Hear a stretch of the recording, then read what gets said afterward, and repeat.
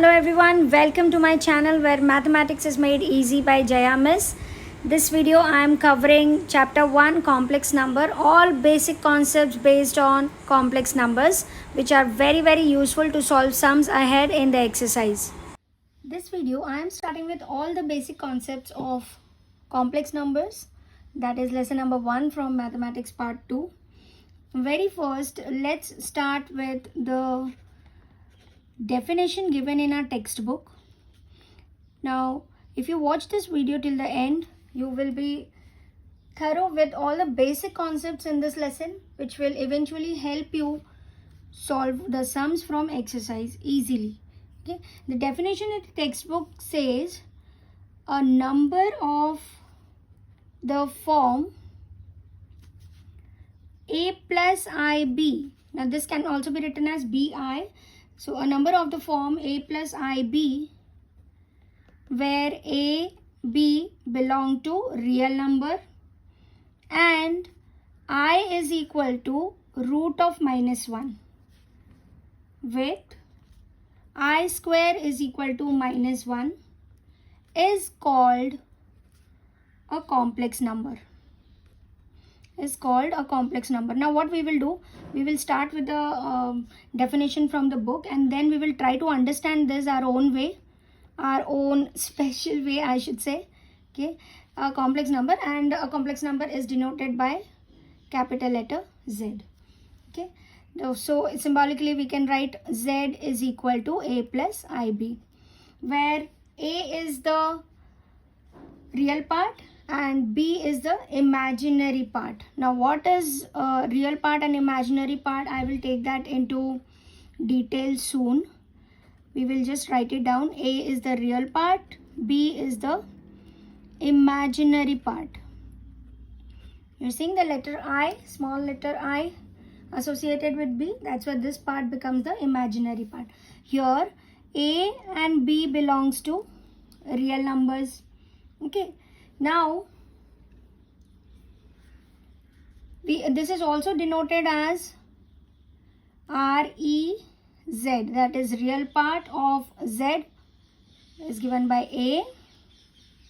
Okay, and can also be written as capital R of Z is equal to A, and here imaginary part is also written as IMZ, that's equal to B, or we can simply write it as I of Z is equal to B. Okay, this whole thing, a number of the form a plus ib where a, b belongs to R and I is equal to root of -1. Oh, this is something new, right? Square root of negative number. We will come to it just in few minutes. With I square is equal to -1 is called a complex number, denoted by capital letter Z. In set form, we can write it as Z is a set of all a plus ib such that AB belongs to real number and I is equal to root of -1.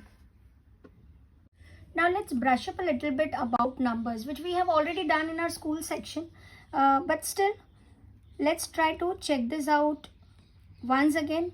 Let's see how much we remember about a number. Quickly recall how many types of numbers you all know.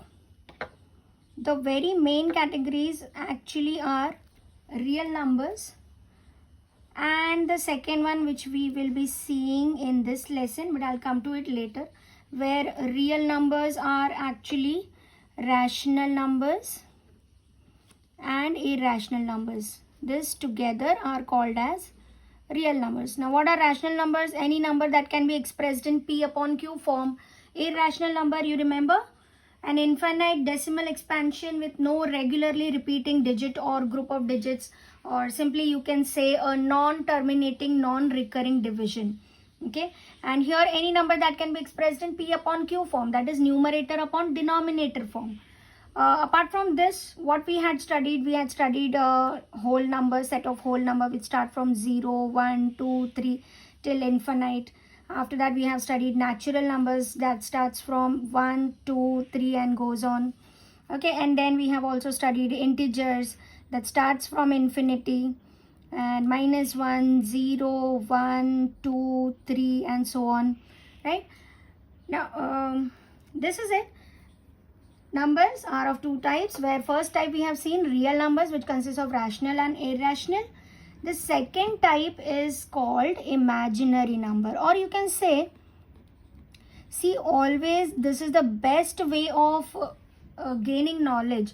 For when you know something that exists, try to find out what doesn't, and if it doesn't, it might be expressed in some or the other way, right? As in this case, we know about real numbers, then what would be non-real numbers? Is there any? Yes, it is there, and those are called as imaginary numbers. For instance, any number of negative square root, let's say square root of a negative number, this can be called as a imaginary number. For instance, now see, square root of negative number was not possible, so how we started solving this? We started solving this as a into -1. That can be further split as root of a into root of -1, where root of -1 was not defined, so then it was defined as I, a letter I, that is imaginary number.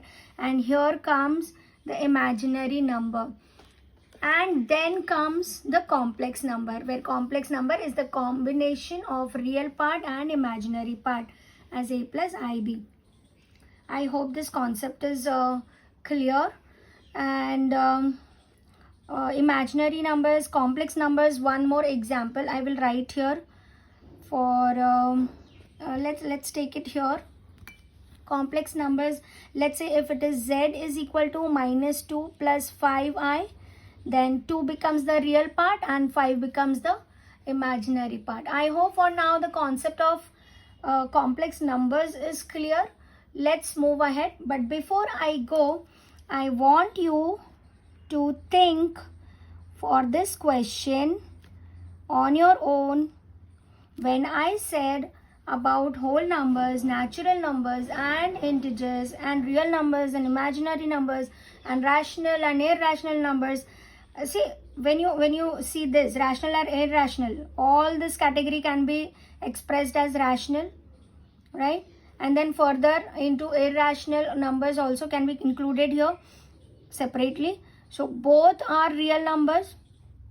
I want to ask you, or I want you to scratch your brains to get the answer whether 0 is a real number or no.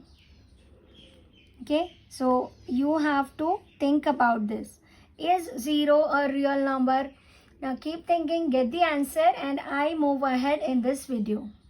Next interesting part is to know algebra of complex numbers. That is the different mathematical operators, how to use those operations in complex numbers. Now first one is equality. Now what does equality means? For given two complex numbers, always compare and equate the real part and imaginary part. For instance, let's say if you have two complex numbers given as x plus iy is equal to 5 plus 7i. Okay, so here what answer we will get? Equate x and 5, because these are the real numbers, a real part of the complex number, and here the number which is associated with I is the imaginary part, right? So that we will use, and we will get value of x as 5 in this case, and value of y as, what you will get? Not I, here on equating we will get value of y as 7, right? So this is how we use equality to get value of real part and imaginary part from the complex numbers, given complex numbers. Next operation is addition. Let's see how we do addition for two complex numbers. Suppose the numbers are 5 plus 2i plus 6 plus 3i. These are the two numbers asked to be added. So always add the real part and imaginary part together. So we will get 5 plus 6 plus 2i plus 3i. That gives us 11 plus 5i. That's it. This is our answer. Okay. Similarly, carry out the subtraction. Now let's say 5 plus 2i minus 2 minus I. Suppose these are the two numbers to be subtracted. So we will first of all open the second bracket as minus is there outside. Minus, when you open the bracket, after minus, the sign inside the bracket changes. And do you know, kids, why this happens? Because minus means minus 1 outside. And this minus 1 is multiplied to each term inside the bracket. So minus 1 into 2 gives you minus 2. Minus 1 into minus I gives you plus I. Again here, let's solve the like terms. So we get 5 minus 2 plus 2i plus I. What we get next? 5 minus 2 is 3 plus 3i. Okay, this is our final answer for subtraction. Okay, you need not add this further. Okay, 3 plus 3i will not give you 6i. Please be careful. Always add and subtract only the real parts and only the imaginary parts. Fine.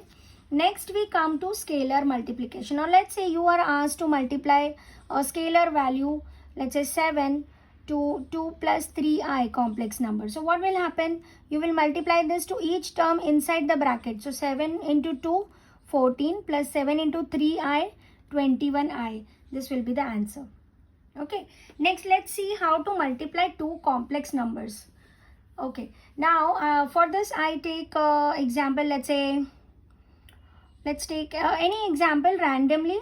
Suppose 2 plus I multiplied by 3 plus I. Okay, just random pick. Now let's recall something here before moving. Let's recall something about I, and that is when we know root of minus 1 is actually denoted by I, right? This is the imaginary number. So what will be value of I square? On squaring on both sides, we will get I square is equal to minus 1.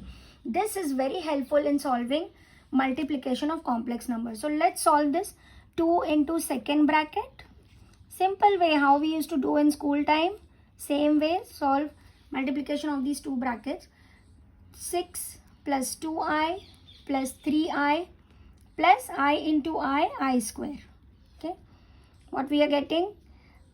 Like terms, 6 plus 5i and I square. What is the value of I square? Minus 1. So we will put it here. This is our answer. Okay, this is how multiplication is solved. Multiplication of two complex numbers. And here I gave you to think something on your own and get the answer on your own. That is 5 plus I into minus 7 minus I. Try solving this, kids. Little bit of application of I square value. Fine. I'm sure that you will get this answer on your own. Just let me know in the comment section how you're finding the video and are you really getting any idea about complex numbers. Now moving ahead, main thing we need to know is conjugate of complex number. See, we have studied conjugate of a plus b is a minus b. Conjugate of a minus b is a plus b. It goes in a similar way. Suppose there is a number 5 plus 2i. So conjugate of 5 plus 2i will be given as, okay, conjugate 5 plus 2i is 5 minus 2i. Okay, here this left hand side I will write the complex number and here right hand side I am writing the conjugate. Just check it out. Here let's say the number is written 5i plus 6.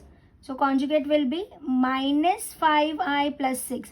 Just okay, be careful. What I am doing, I am only changing the sign of imaginary part. Check the first one, minus 2i. Check the second one, 5i written as minus 5i, right? One more I will take 7 minus 2i. Its conjugate will be given as 7 plus 2i. Okay, I hope till here it is going good. Let's move ahead quickly. Oh, now check this out, kids. This is the most interesting topic, subtopic under this lesson, powers of I. Now we know that value of I, we have taken it as root of minus 1. So we get I square as root of minus 1 the whole square, that gives us minus 1, right?